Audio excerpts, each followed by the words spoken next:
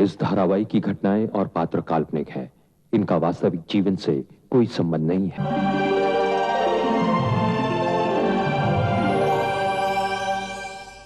तेरी आजादी के किस्से मुझ तक भी पहुंचते हैं बेटा।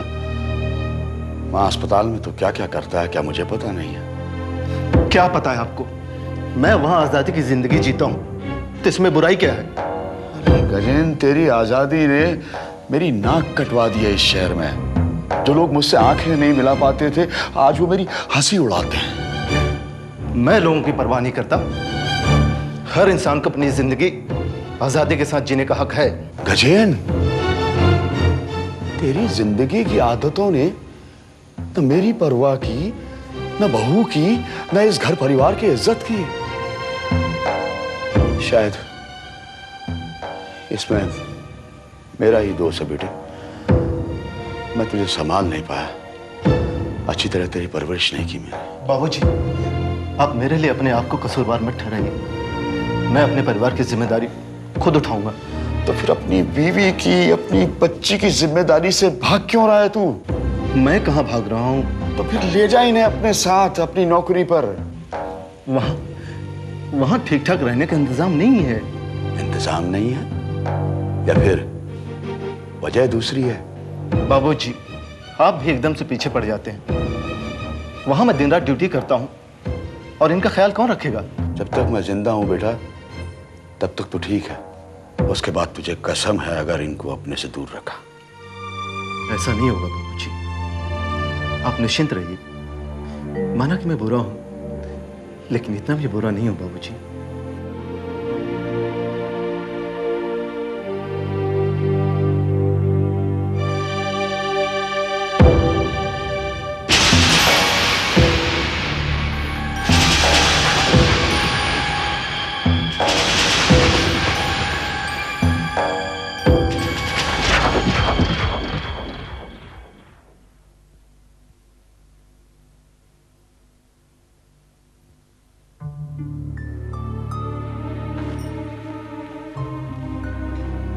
सुनिए, ये क्या कर रहे हैं आप? हाँ, जाने की तैयारी कर रहे हैं आप? तो क्या करूं? यहीं बैठा रहूं तुम्हारी और तुम्हारी बेटी की सूरत देखने के लिए? अभी एक ही दिन हुआ है तुम्हें आए हुए। बस एक दिन में ही मेरी तबीयत भर गई। अब मैं वापस जाऊंगा। ऐसा क्यों कर रहे हो तुम? क्या कर रहा हूं मैं? तू अलग बोलती है, बाबूजी अलग कोसते हैं। क्या इसी के लिए मैं आया था? जिसके लिए आए थे उसके लिए तो रुक जाओ।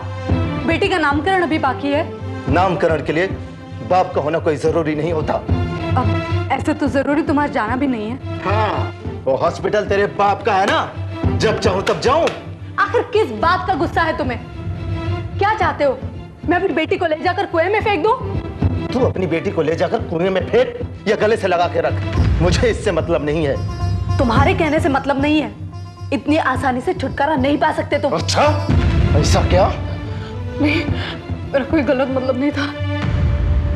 मैं तो बस इतना चाहती थी कि तुम हमारी बेटी के नामकरण के लिए रुक जाओ। अभी बुआ जी भी आने वाली है, वो नाम सुझा देंगी। नामकरण से ज्यादा इंपॉर्टेंट मेरी नौकरी है। अब मत जाइए, आपको मेरी कसम, मत जाइए। मैं आपके पैर पड़ती हूँ, एक दिन के लिए रुक जाइए प्लीज। तो इसी तरह रोती हुई अच्छी लगती है, यही पत्नी का धर्म है। चल, तू कहती है तो एक दिन और रुक जाता हूं, लेकिन सिर्फ एक दिन। सिर्फ एक दिन।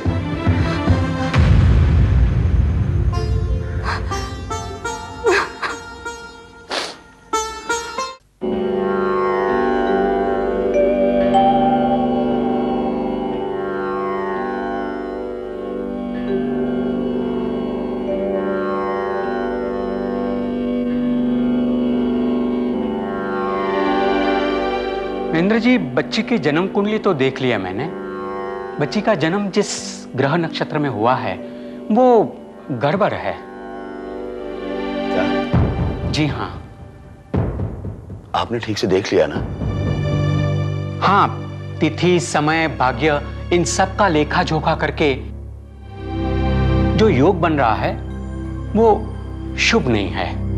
तो ग्रहों को शांत करने का कोई उपाय नहीं है पंडित जी? जी है, ये पूजा पाठ, दान धर्म, इन सब से ग्रहों को शांत तो किया जा सकता है, परंतु क्या पंडित जी? अब इस समस्या का समाधान तो आपको ही करना होगा।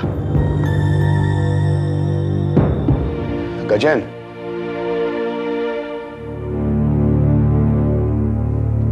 नमस्ते पंडित जी। नमस्ते। अच्छा हुआ तुम आ गए। मैंने पंडित जी को बच्ची कुंडली बनवाने के लिए बुलवाया था, लेकिन पंडित जी बता रहे हैं कि बच्ची के जन्म नक्षत्र कुछ ठीक नहीं है। पिताजी, अगर पंडित जी कह रहे हैं तो सोच समझ कर ही कह रहे होंगे। बच्ची की राहु की महादशा बहुत ही खराब है। उसके भाग्य में पति का सुख नहीं है। क्या मतलब पंडित जी? मतलब ये कि पति के होते हुए भी उसे पति का नाम प्राप्त नहीं होगा। आपका मतलब है कि ये क्या बाल विधवा होगी? नहीं, कुंवारी मां बनने का पूरा पूरा योग है।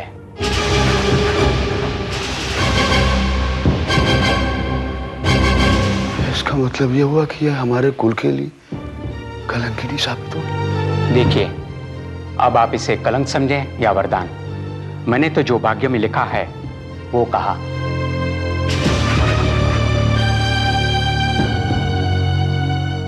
महेंद्र जी, आपको महाभारत का प्रसंग याद है? पांडवों की मां भी कंवारी मां बनी थी। कुंती? क्या मेरी बेटी की जिंदगी कुंती जैसी होगी? अच्छा, तो आज्ञा दीजिए।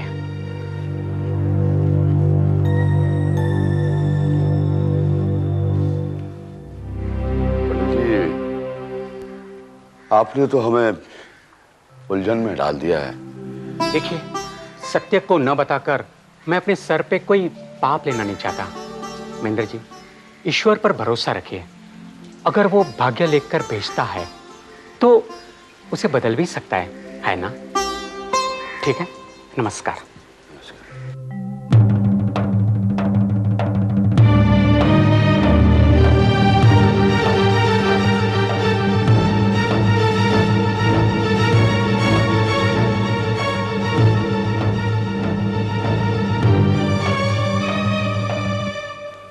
और बता, तेरी डॉक्टरी कैसी चल रही है? अच्छी चल रही बाबूजी। सदा सौभाग्यवती रहो, खुश रहो। भैया, गजेंद्र की बेटी तो बड़ी प्यारी है, बिल्कुल अपनी माँ पर गई है। इसकी नाक बस गजेंद्र जैसी है। आगे चलकर नाक ही तो कटवाएगी ये। गजेन, क्यों बाबूजी? पंडित जी ने जो भविष्यवाणी की थी, इतनी जल्दी भूल गए आप? अब पंडित जी ने जिस हिसाब से बताया था उस हिसाब से तो इसका नाम कुंती होना चाहिए। ये आप कैसी बातें कर रही हैं बुआ जी? क्यों? मुझे नामकरण के लिए बुलाया था, मैंने रख दिया। नामकरण की रस्म ऐसे होती है बाबूजी, कम से कम आपको तो ध्यान रखना चाहिए था। बहू, अब मैंने तो सोचा था कि कुछ खास मेहमानों को बुलाऊंगा, उनके बीच ये रस्म होगी, लेकिन क्या बाबूजी? क्योंकि मैंने ही मना कर दिया। क्यों बुआ जी? क्यों की क्या बात है? नामकरण के लिए नाच गाना करने की कोई जरूरत नहीं है। बुआ जी ने वही किया है जैसा मैंने कहा था। बहू, बच्ची का टीका कर दिया, उसे नए कपड़े पहना दिए, शगुन दे दिया, नाम भी रख दिया। अब और क्या कसर बाकी है? लेकिन इसका नाम आपने कुंती ही क्यों चुना? कोई और नाम नहीं हो सकता क्या? इस नाम में ऐसी क्या बुराई है? जो इसका भविष्य है वही इसका नाम है।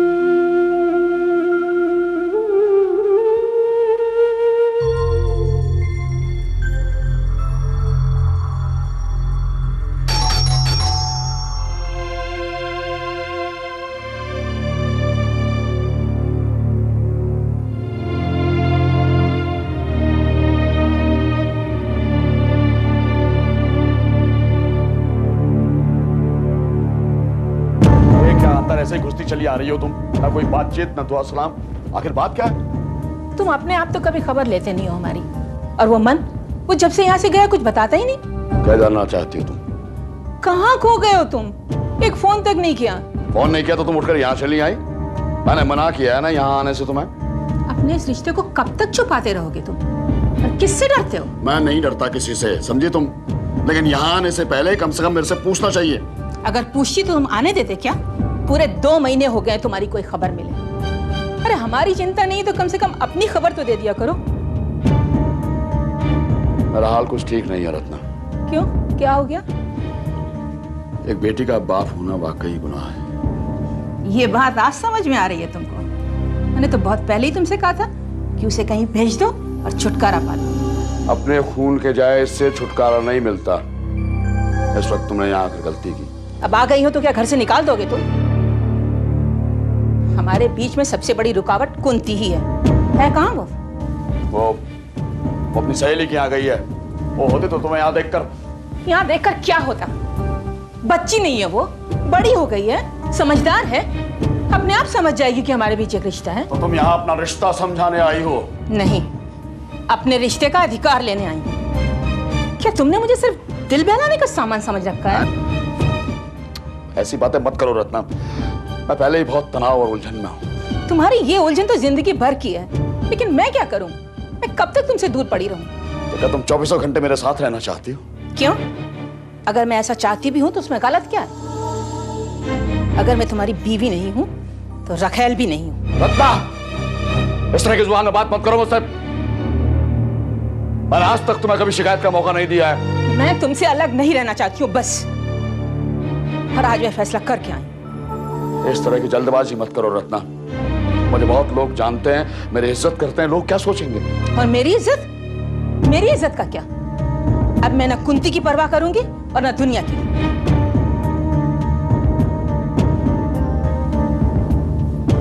किससे फोन कर रहे हो तुम? कुंती को। जब वो घर से गई थी तो उसकी तबीयत ठीक नहीं थी।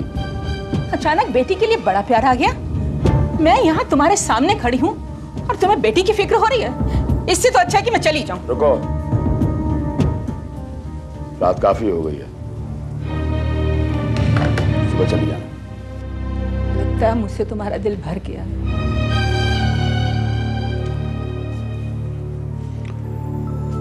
ऐसा तुम्हें क्यों महसूस हुआ? वो इसलिए कि तुम इतनी बेरुखी से पेश आ रहे हो। अब तुम्हें सिर्फ हमारे बारे में सोचना चाहिए, मन के भविष्य के बारे में सोचना चाहिए। उसे कंपाउंडर की नौकरी तो दी मैंने, अगर वो भाग गया तो मैं क्या करूं? वो कंपाउंडर नहीं बनना चाहता है, बड़ा आदमी बनना चाहता है। अरे बड़ा आदमी बनना चाहता तो बने ना, रोका किसने उसे? तुम्हारी मदद के बिना वो कुछ नहीं बन सकता। इसलिए हमने फैसला किया है कि हम तुम्हारे पास आके रहेंगे।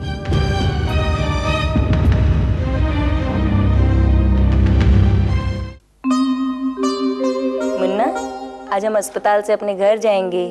वहाँ तुम्हारा अपना कमरा होगा, ढेर सारे खिलौने होंगे। अभी थोड़ी देर में पापा आने वाले हैं, फिर हम उनके साथ चले जाएंगे। चलो मैं तुम्हें जल्दी से तैयार कर दूँ। आ जाओ बेटा मेरा। अरे अभी तक तैयार नहीं हुआ? तैयार क्या होना है, सामान उठाना और चलना है। तो चलो। हाँ, लो बच्चे को मैं ले लेता हूँ। अरे अरे आजा जाओ आजा बेटा, आजा मेरे आजा पापा के गोद में। आजा आजा बेटी आजा संभाल के। हाँ, क्यों? संभाल के लो, छोटा है अभी।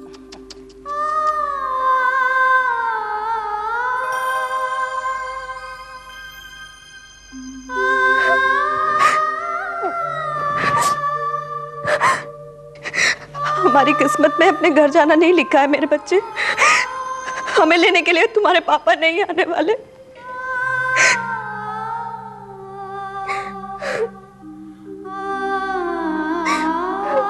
कुंती, तुम रो रही थी? नहीं, फिर तुम्हारी ये आंखें क्यों भरी हुई है?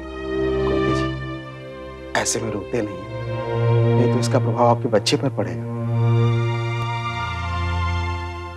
मैं कहाँ रो रही हूँ? कुंती जी, इंसान अपना सुख छुपा सकता है लेकिन दुख छुपाए नहीं छुपता, ऐसा मेरे स्वामी जी कहते हैं। स्वामी जी तो इसे बहादुर बेटी कहते हैं, और उनकी ये बहादुर बेटी बात बात पर आंसू बहाती है। कुंती जी, रोने से किसी का भला नहीं होता। अपने आंसुओं को संभालिए। जैसे भगवान भोलेनाथ ने विषपान किया था, वैसे इंसान को आंसू पीने पड़ता है। ये आंसू मेरे बेटे के हिस्से के हैं। क्या तकदीर पाई है इसने। कुंवारी माँ और बाप का पता नहीं। इसकी तकदीर पर रोने का ये वक्त नहीं है कुंती। कुंती जी, ये बच्चा अपनी तकदीर खुद बनाएगा और अपनी माँ की आंख में कभी आंसू नहीं आने देगा। सच्ची। कुंती, बच्चे को उठा लो, आश्रम चलना है। डॉक्टर ने तुम्हें डिस्चार्ज दिया है और अपना सारा सामान समेट लेना। कुंती जी, अब आप बच्चे को उठाइए, मैं सामान उठा लेता हूँ। और हाँ, तुम्हारी दवाइयां भी साथ में लेना। डॉक्टर ने कहा है हफ्ते भर के लिए चालू रखनी है। हिम्मत, दवाइयां भी ले लेना साथ में सामान के। आज तुम्हें यहाँ आए 8 दिन हो गए। अब आश्रम चल के आराम करना। चले, अभी मुझे अस्पताल का बिल चुकाना है। आओ।